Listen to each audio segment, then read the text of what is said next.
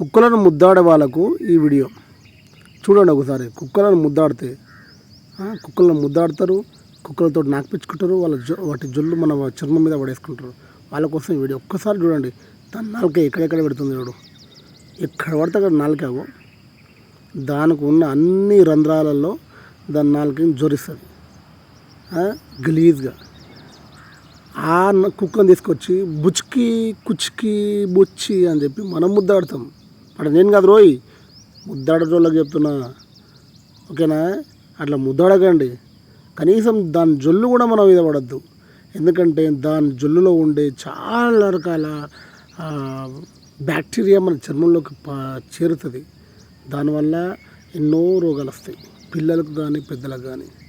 ఎందుకంటే అది దాని నాలుక ఒక్కతాన పెట్టదు. ముడ్డి మూతి ఇంకా దానికి పేరు అవసరం లేదు, అన్నిట్లో పెడేస్తుంది. మళ్ళా మళ్ళా మళ్ళా మళ్ళా అది ఆ పొద్దు లేస్తే దానికి అదే పని. తినాలి, తిరగాలి, బొవ్వు అనాలి, ఒక తన కూర్చోవాలి, నాలుక జొర్రేయాలి, అదే దానికి పని.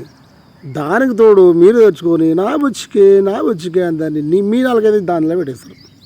దురాబాబు చెప్తానండి జరా. అందుకనే చెప్తున్నా, కుక్కల ప్రేమికులకు ఇది ఒక్క గుణపాఠంగా ఉండాలని నా కోరిక. ఎందుకంటే అవి చాలా ఘోరం. వాటి నాలుకలు అది వదిలే చెప్పలేకపోతున్నా నేను.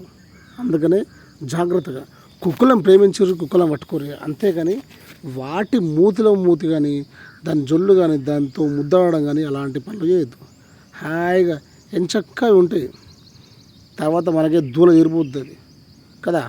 అందుకనే కుక్కల ప్రియులకు అంటే శునకాల ప్రియులకు నేను చెప్పబోయేది ఒకటే, కుక్కలతోటి జాగ్రత్త.